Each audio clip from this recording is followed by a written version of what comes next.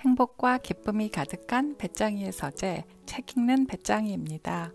오늘 추천드릴 도서는 50억 부자 아빠의 현실 경제 수업, 아들아 돈 공부해야 한다입니다. 책의 저자인 정선용은 코로나 한복판에서 25년 직장 생활을 마무리하며 자본주의 사회에서 깨달은 인생 경험과 탄탄한 경제 지식을 아들아 돈 공부해야 한다에 집약했다. 이 책은 아버지가 줄 수 있는 가장 따뜻한 밥이라는 저자의 말대로 자본주의를 현명하게 살아가기 위한 방법과 태도를 자녀에게 전하고 있습니다. 그럼 본문 보도록 하겠습니다. 돈 공부해야 하는 이유. 25년 동안 쉬지 않고 일했는데 왜 아직도 이렇게 살기 힘든가? 아들아, 나는 수천 번 이 질문을 던졌다. 모든 것이 내 무능함에 의한 업보라고 생각하며 살아왔다. 그러나 아니었다. 그저 경제 구조에 대한 이해가 부족했고 철저히 무지했기 때문에 벌어진 일이었다. 경제 지식이 무엇보다 중요했다. 아들아, 나는 코로나19 한복판에서 소속을 잃고서야 그 사실을 깨달았다. 그동안 나는 경제 문맹이었다. 글자를 모르는 것만 문맹이 아니었다. 금융 자본주의 시대에는 돈의 원리, 즉 경제 지식을 이해하는 능력이 없으면 그것도 문맹이었다. 아버지는 대기업에서 25년 동안 상품을 기획하고 판매한 유통 전문가다. 부지런히 공부하고 일하며 자본주의 한복판에서 돈의 흐름을 몸에 익혔다. 어떻게 해야 좋은 상품을 만들 수 있는지, 어떻게 해야 물건을 판매할 수 있는지, 시장은 어떻게 움직이는지 손에 쥔 듯이 알았다. 그러나 한편으로 회사에만 목을 맨 경제 문맹이기도 했다. 내 엄마가 6억 원의 종잣돈을 50억 원으로 불려나가는 동안 나는 근로소득만 알았다. 그 우물 안에서만 전문가였다. 그 안에서 능력을 인정받아도 삶은 늘 팍팍했다. 아버지가 늦게나마 경제적인 감을 깨우친 것이 그나마 다행이고 너희 엄마가 경제 감각이 뛰어났기에 망정이지 그렇지 않았다면 어떻게 되었을지 눈앞이 깜깜하다. 경제 지식이 없으면 말 그대로 까막눈이다. 아버지처럼 쉬지 않고 일했는데 살기는 더욱 힘들어지는 자본주의의 굴레에 빠지지 않기를 바라는 마음이다. 이것이 너에게 경제 공부를 강조하는 이유다. 제발 경제 공부해라. 이 아버지가 너를 사랑하는 마음과 너의 삶을 염려하는 마음으로 당부한다. 아버지는 그래도 두 가지 행운이 있었다. 첫 번째로 아버지가 경제활동을 시작한 시기에는 일자리가 많았다. 경제 지식이 조금 부족해도 몸으로 일해서 돈을 벌 수 있었다. 아버지는 천만다행으로 성장하는 시대에 살았고 몸으로 때우는 일로도 살만한 근로소득을 얻었다. 지금처럼 경쟁이 치열한 저성장 시대가 아니었다.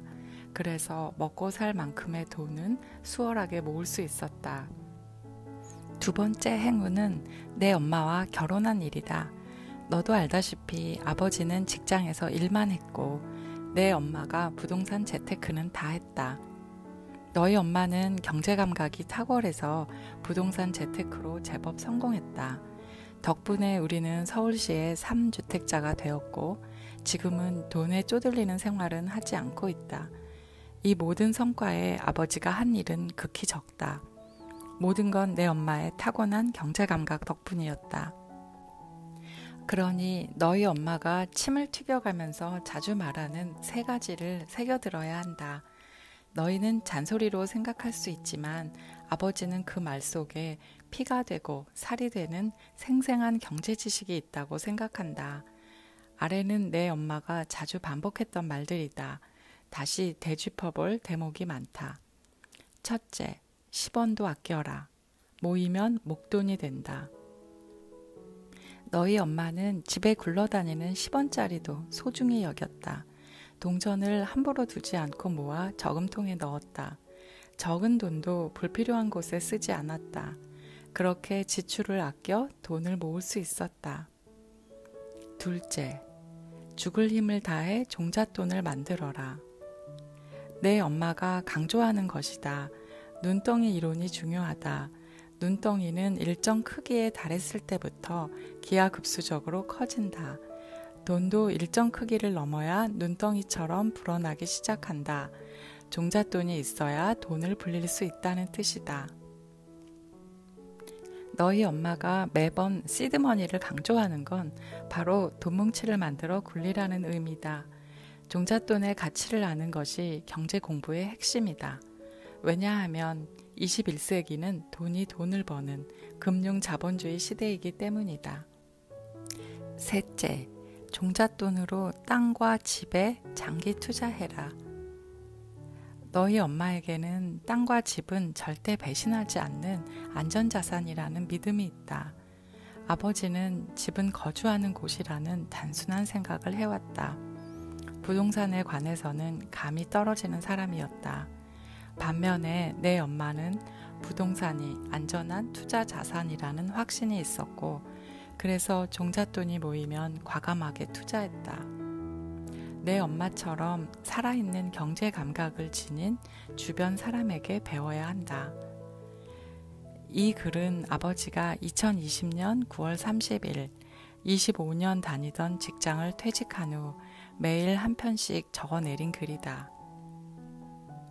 지금은 다른 일을 하고 있지만 당시 한순간에 소속을 잃은 충격은 적지 않았다. 아버지는 자본주의 한복판에서 깨달은 것들을 더 늦지 않게 너희에게 전하고 싶었다. 신문에서 본 부동산 스터디 카페에 매일 경제 관련 글을 한 편씩 써내려가기 시작했다. 너희가 이 아버지처럼 살지 않도록 아버지가 깨달은 경제 지식을 말해주려고 한다. 너희의 경제 공부에 충분한 밑거름이 될 것이다. 이번 기회에 우리 함께 제대로 경제 공부해보자. 너를 사랑하는 아버지가.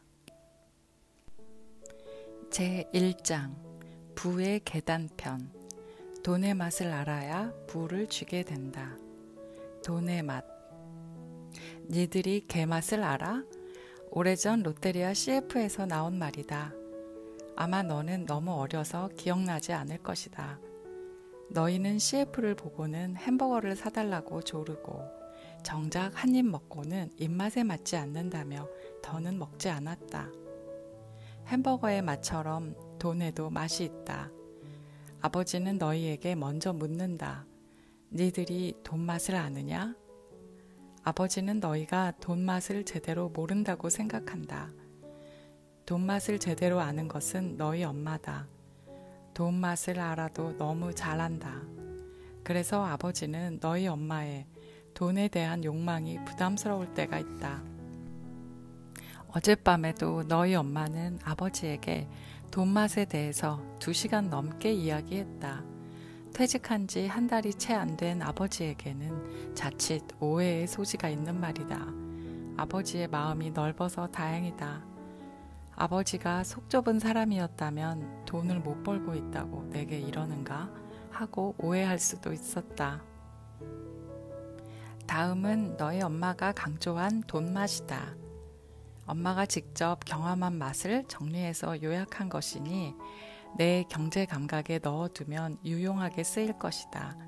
마음에 새겨두어야 한다. 첫째, 돈 아끼는 맛이다. 내 엄마는 집안 모든 물건이 돈이다 라고 말한다. 물건을 아끼는 맛이 바로 돈 아끼는 맛이라고 한다. 엄마가 매일 집에서 입고 있는 그 검정 치마와 누런 셔츠, 아버지가 가위로 조각조각 잘라버리겠다고 했던 그 옷. 그 옷은 아버지가 신혼 때 사준 옷이다. 엄마는 20년 넘게 그 옷을 입고 있다. 그러면서 돈을 아끼는 맛은 오랜 친구와 나누는 대화 같은 맛이라고 했다. 아끼는 돈 맛은 편안하고 그윽하다고 했다. 할머니가 끓여주는 청국장의 맛이라고 했다.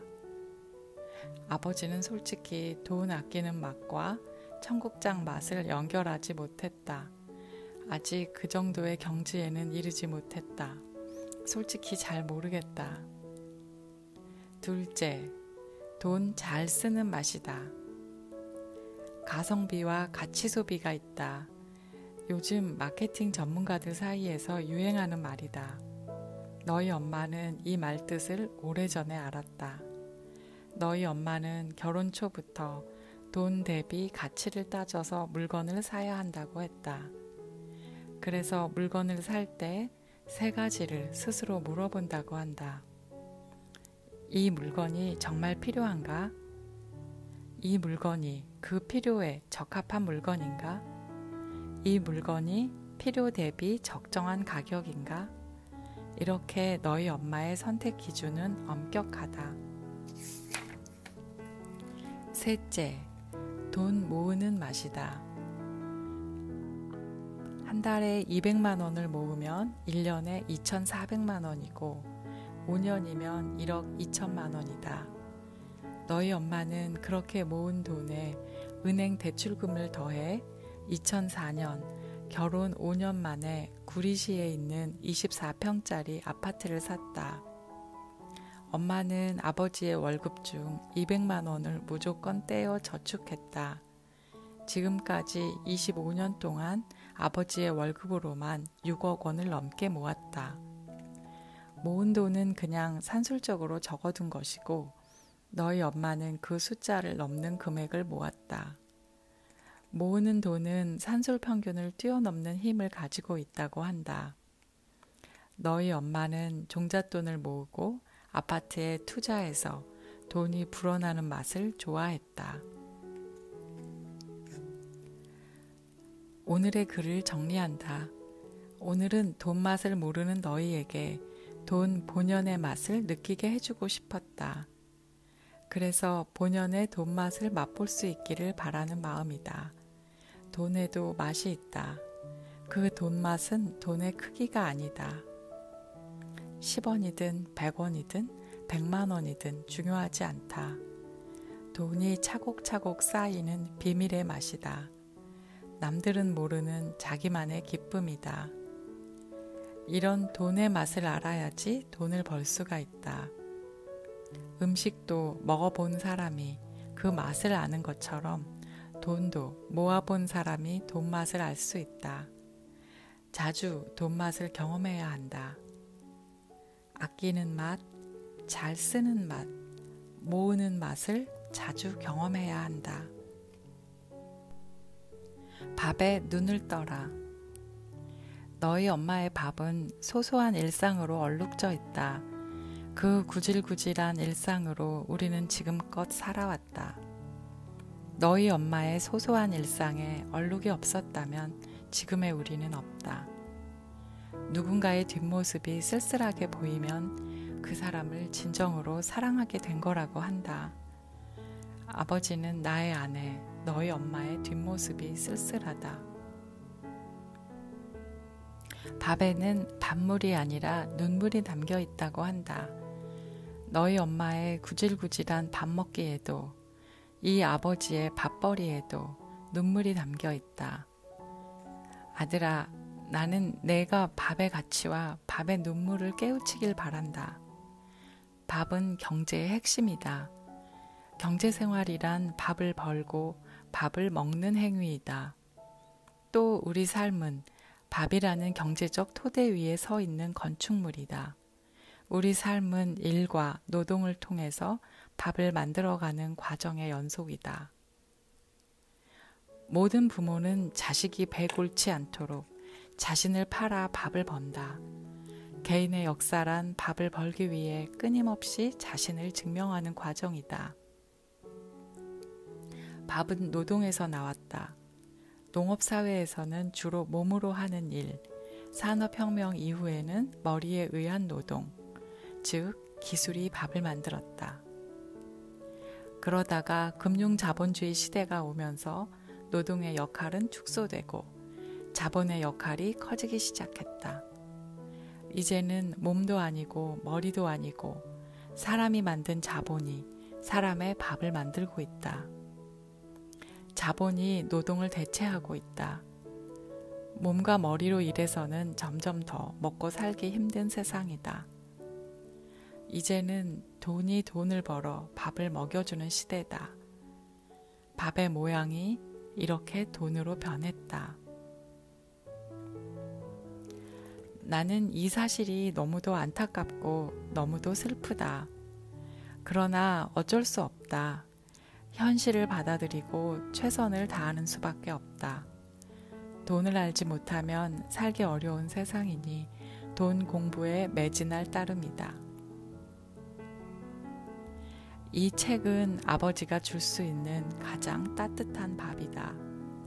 아버지의 마음에서 오래 품고 있다가 꺼내서 아버지의 온도가 담겨 있다. 아버지와 엄마는 너희에게 지금껏 따뜻한 밥을 차려주었다. 밥을 차리기 위해 기꺼이 구차해졌다. 그러나 그 밥도 부모 품에 있을 때뿐이다. 아버지가 너 스스로 경제 공부하라는 이유다. 자로 시작해 가가 되어라. 너희는 아버지처럼 근로자의 인생을 살지 말아라. 아버지는 너희가 근로자로 살아가길 원치 않는다. 너희가 블랙 코미디의 삶을 살길 원치 않기 때문이다. 노동자의 생활은 웃프다는 걸 아버지는 너무나 잘 알고 있다. 너도 직장인의 비애가 무엇인지 들은 적이 있을 거다. 비애의 사전적 의미는 슬퍼하거나 서러워함, 그런 것이다. 그러나 직장인의 비애는 다른 말로 표현할 수 있다. 직장 생활의 비애는 더럽고 구차하고 부끄러운 그런 것이다. 아버지의 용어 사전에는 직장인의 비애를 구차하고 부끄러운 감정이라고 적어두었다. 이 아버지는 너희가 근로자로 살아가는 걸 원치 않는다. 내가 혼자서 그런 비애를 감당하는 모습, 생각만으로도 가슴이 아프다. 그래서 근로자 아닌 사업가와 자본가로 살아주길 바란다. 그래서 경제 공부해야 한다고 거듭 강조하고 있다. 자본주의 사회에서는 경제 지식이 없으면 단순한 노동으로 살아가야 한다. 너만은 노동자의 삶에서 벗어나 자본가의 삶을 살아가기 바란다. 지금부터 경제의 관점으로 본 직업에 대해서 말하겠다. 먼저 직업, 돈, 밥벌이가 무엇인지 알아야 한다. 직업의 본질은 돈이다. 돈을 버는 것이 직업의 본질이다. 본질을 잃어버리면 모든 건 허상이다. 아버지의 말을 명심해라. 학자들이 말하는 직업관에 속지 말고 이 아버지가 분류하는 직업관으로 공부하길 바란다. 아버지는 딱 두 가지로 직업을 구별하고 있다. 하나는 가이고 다른 하나는 자이다. 가와 자는 그곳에 종사하는 사람을 부르는 호칭에서 의미를 가져왔다. 첫째, 가는 사업가 또는 자본가이다. 사업가의 가는 한자로 가, 집 가자를 쓴다. 그의 직업이 가문을 이룰 정도로 경지가 높아졌다는 의미이다. 그래서 사람들이 사업가를 부르는 호칭 뒤에는 님자를 붙인다. 사장님, 회장님이라고 반드시 님자를 붙인다. 지금부터 하는 말이 제일 중요하다. 사업과 자본은 상속과 증여가 가능하다. 즉, 사업가 가문이 되거나 자산가 가문이 되면 자손 대대로 돈 버는 걱정이 없다는 말이다. 가족을 중심으로 부의 연속성을 유지할 수 있다는 말이다. 이것 때문에 돈은 누군가에게 악마가 되기도 하지만 누군가에게는 천사가 되기도 한다. 둘째, 자는 기술자 또는 노동자이다. 노동자의 자는 한자로 자라고 쓴다. 그의 직업이 가문을 이루지 못하고 개인의 밥벌이 정도라는 의미이다. 그래서 사람들이 노동자를 부르는 호칭 뒤에는 씨자를 붙인다. 정씨, 이씨, 박씨라고 씨자를 붙여 말한다. 그리고 제법 성공한 기술자에게는 사자를 붙인다. 판사, 검사, 세무사, 의사, 약사 등으로 부른다. 그러나 그들은 자기 당대에만 사용 가능한 자격증의 소유자로 증여 또는 상속이 불가능하다. 아버지가 검사여도 자식은 열심히 공부해서 고등고시에 통과해 자격증을 얻어야 검사가 된다. 당대에는 조금 편하게 살아가지만 그의 자손은 맨 땅에서부터 다시 시작해야 한다. 돈의 날줄과 씨줄이 이미 꽉 짜여진 금융 자본주의 사회에서 출발점의 격차는 더 벌어지면 벌어지지 절대 좁혀지지 않는다. 직업을 수만 가지로 말하지만 크게 가의 직업과 자의 직업들 뿐이다. 가는 사업체와 자본의 바탕을 둔 직업이고 자는 자격증과 노동의 바탕을 둔 직업이다. 어리석은 사람들은 좋은 기술자, 능력 있는 기술자의 역할을 잘 못했다고 힘들어하거나 푸념한다. 직장에서 잘리지 않을까 걱정하며 평생 전전긍긍한다. 너는 어리석게 너의 시간과 의지를 낭비하지 않도록 해라. 부의 계단에 올라라. 오늘은 돈의 원리를 계단에 비유해서 설명하려고 한다. 계단이란 사전적 의미로 사람이 오르내리기 위하여 건물이나 비탈에 만든 층층대를 말한다. 사람이 높은 곳으로 쉽게 올라가는 계단처럼 돈도 올라가는 계단이 있다. 그 순서대로 올라가야 부의 스카이라운지에 다다를 수 있다. 너도 돈의 계단을 밟아가는 과정을 알아야 한다. 돈의 계단은 나이에 따라 배우고 익히는 실천 과제가 달라진다. 나이별로 각기 다른 돈의 계단을 배우는 시간이다. 사람들에게 돈은 4개의 계단으로 구성되어 있다. 돈을 4계단으로 나누는 기준은 사람의 생애 주기이다. 사람의 인생은 아동기, 청년기, 장년기, 노년기로 나뉜다. 그 시기별로 돈의 계단이 따로 있다. 보통 생애 주기는 인간의 연령대별로 구분하나 나는 인간의 경제생활로 구분하겠다. 아동기는 돈을 벌지 않고 소비만 하는 시기, 청년기는 근로소득을 버는 시기, 장년기는 사업소득을 버는 시기, 노년기는 자본소득을 성취하는 시기이다. 순서대로 차근차근 이해하는 것이 왕도다.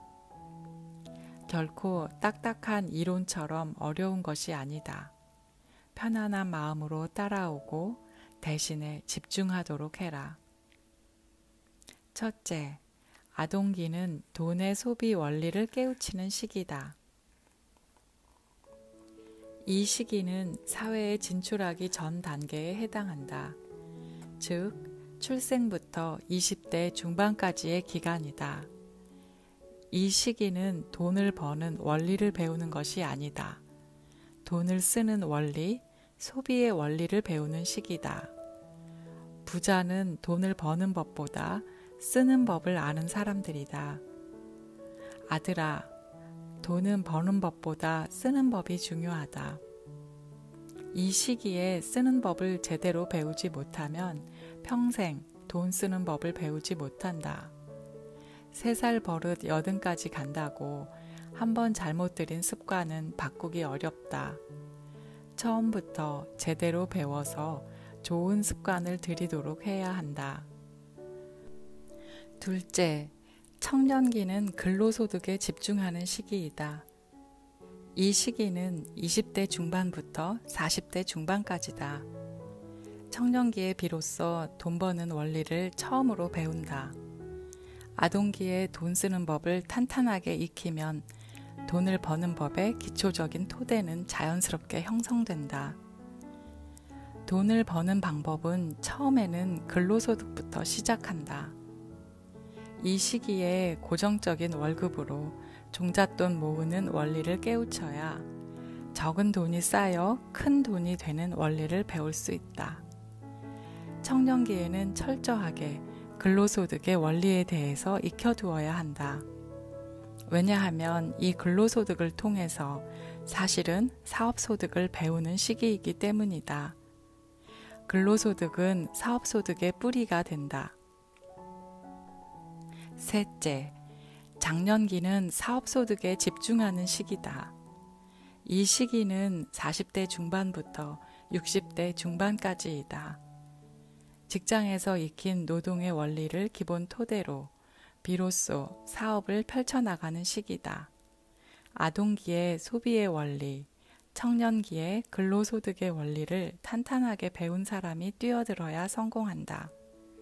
기초가 탄탄하지 못한 상태에서 뛰어드는 건 위험하다.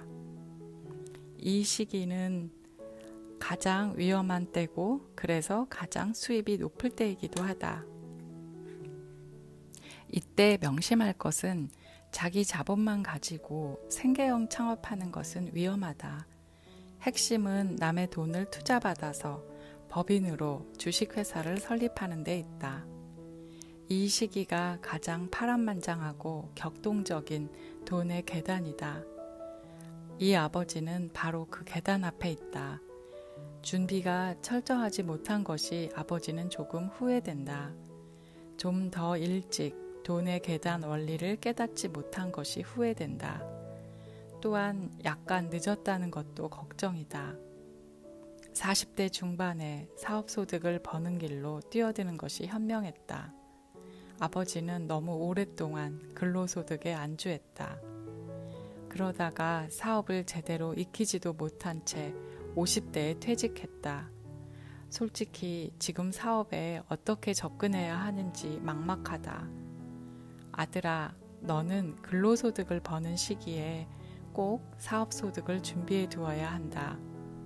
아버지처럼 후회하지 말고 사업소득을 올릴 준비를 단단히 해야 한다. 넷째, 노년기는 자본소득에 집중하는 시기이다. 60대 후반부터 무덤으로 들어가는 그날까지다. 이 시기는 자본소득의 시기다. 아들아, 사람의 몸과 뇌는 노화한다. 이것은 자연의 원리다. 어쩔 수 없다. 그 사실을 받아들이고 몸과 뇌의 수준에 맞추어 노년의 삶을 살아가야 한다.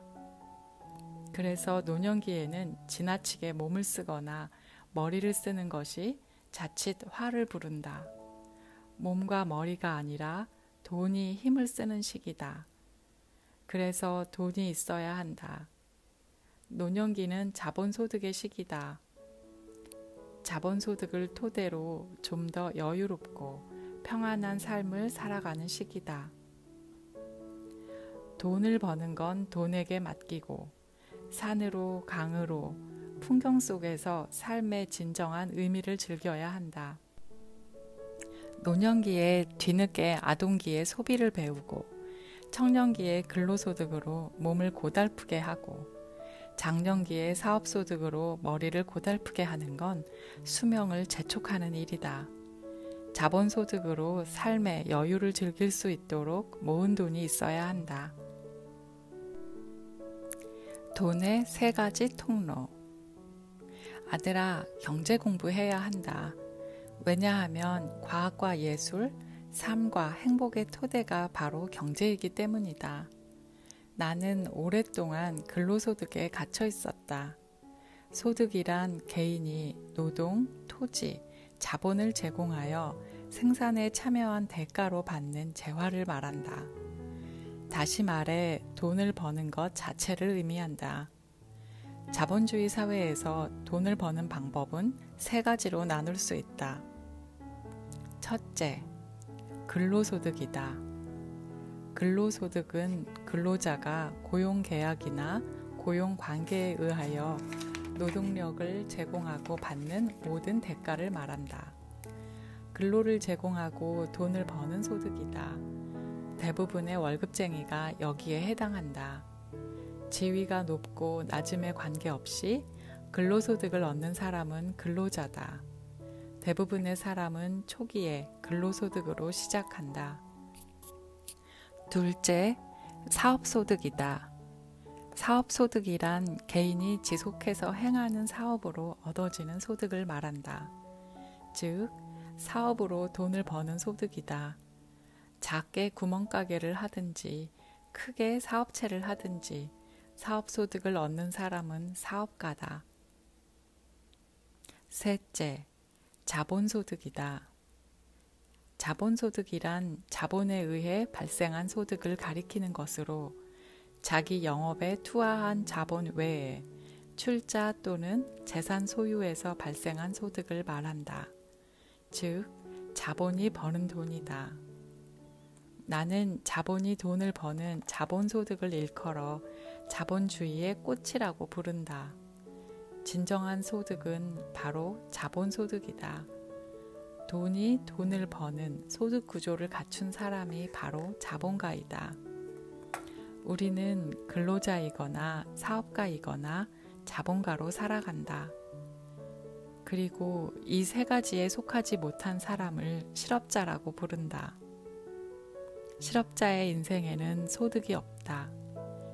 자본주의 사회에서 소득 없는 삶은 정말 힘들고 고달프다. 내가 알고 있는 몇 사람을 비교해서 각 소득의 장단점을 말하려고 한다. 소득은 돈을 버는 것이다. 이 돈은 같은 돈이지만 각기 다르다. 근로자의 소득, 사업가의 소득, 자본가의 소득은 돈을 버는 방식이 각각 다르기 때문이다. 내가 이해하기 쉽도록 사례를 들겠다. 첫 번째 비교 대상은 나훈아와 남진이다. 결론부터 말하면 나훈아는 자본소득이고 남진은 근로소득이다. 두 사람은 1970년대 가요계의 양대 산맥이었다. 요즘은 가수 나훈아의 인기가 높지만 그 당시 인기는 가수 남진이 조금 앞선 것으로 알고 있다. 그렇다면 어떤 기준이 두 사람의 소득 형태를 갈랐을까? 그 기준은 바로 저작권료다. 가수 나훈아는 싱어송라이터로 그 자신이 작사하고 작곡한 히트곡이 많다. 무시로, 홍시, 울긴 왜 울어, 잡초 등 셀 수 없을 정도다. 저작권료만 받아도 충분히 경제생활을 할 수 있다. 가수 나훈아에게 저작권은 바로 자본이다. 저작권은 자본주의 사회에서 스스로 알아서 돈을 벌어오게 되어 있다. 바로 자본가의 소득이다. 반면에 가수 남진은 본인이 작사 또는 작곡한 히트곡이 별로 없다. 결국 지금도 공연 또는 방송 출연이라는 노동을 해서 돈을 벌어야 한다. 그래서 가수 나훈아는 자본소득이고 가수 남진은 근로소득이다. 예술가가 경제적 제약에서 벗어날 때 그 예술은 빛을 발한다. 버지니아 울프라는 작가가 있다. 유산으로 경제적으로 자유로워서 등대로 같은 대중을 의식하지 않고 자기만의 예술 세계를 구현한 작품을 쓸 수 있었고 위대한 여성 소설가가 되었다. 경제적인 자유로움은 예술적 자유로움을 준다. 두 번째 비교 대상은 정스토리라는 네이버 블로거와 네이버 카페 고창모 외식업 창업, 정창모 정육점 창업 카페직이다. 정스토리라는 블로거는 아버지, 고창모 카페지기는 아버지 친구다. 2014년 나는 네이버 블로그를 시작했고 그 친구는 네이버 카페를 시작했다. 처음 시작할 때 우리 둘은 똑같이 글을 써서 아버지는 블로그에, 그 친구는 카페에 올렸다. 그리고 7년의 시간이 흘렀다. 아버지는 지금도 하루에 한 편씩 글을 올려야 하는 블로거다. 반면에 그 친구는 20만 명의 카페 회원들이 열심히 글을 올려서 지금은 카페 운영 관리만 한다. 아버지는 아직도 글쓰기 노동을 하지만 수익이 없고, 그 친구는 카페 운영 관리만 하고도 소득을 번다. 여기에 카페 커뮤니티를 기반으로 헬로미트라는 축산물 온라인 플랫폼 사업체 경영까지 확장하고 있다. 처음에는 단순 커뮤니티였던 것을 온라인 전자상거래 사업으로 확장했다. 지금도 사업은 성장하고 있고 앞으로 더 커질 것이다. 아버지는 아직도 근로자이고 그 친구는 사업가이며 이제는 그 사업 소득을 기반으로 자본을 축적해서 자본가로 거듭나고 있다. 자본주의 사회에서 부자가 되는 가장 빠른 방법은 부자 부모를 두는 것이다. 부자 부모에게 증여 또는 상속을 받는 게 사업가 또는 자본가 반열에 오르는 가장 빠른 방법이다. 그러나 이것은 신의 영역이다. 인간의 영역이 아니다. 아버지 어머니 찬스를 쓰지 못하는 대부분의 사람은 노동으로 돈을 버는 일부터 시작해야 한다. 처음 시작점은 근로소득이다. 거기서부터 소득 전략을 수립해야 한다. 그 전략의 핵심은 근로자 마인드에서 벗어나 사업가 마인드 또는 자본가 마인드로 무장하는 것이다.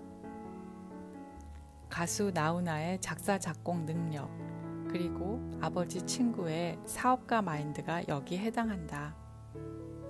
이들에게는 사람들의 협력, 기술의 효능, 그리고 자본의 힘을 이용할 줄 아는 경제 감각과 능력이 있었다. 이들처럼 세 가지 경제 감각을 가지고 있어야 한다. 너는 소득의 본질을 이해하고 경제 감각을 길러야 한다. 나처럼 너무 오랫동안 근로자에 멈춰서는 안 된다. 우리 삶의 90%가 돈과 관련이 있다. 돈 공부, 경제 공부는 삶의 본질을 공부하는 거다. 그래서 누군가에게 종속된 삶이 아니라 주도하는 삶을 살아가도록 해라. 내 삶이 튼튼한 토대 위에 세워지길 바란다. 사랑한다, 아들아. 이상 본문의 내용이었습니다. 인생의 90%는 돈과 연결되어 있다고 하는데요. 우리는 잠시도 돈을 떠나서 살 수 없습니다. 그런데 이런 돈에 대해서 혹시 내가 너무 무지하지는 않았는지 다시 한번 생각해 볼 때인 것 같습니다. 그럼 어제보다 한 뼘 더 행복한 오늘이 되시길 소망합니다. 이상 책 읽는 배짱이었습니다. 들어주셔서 감사합니다.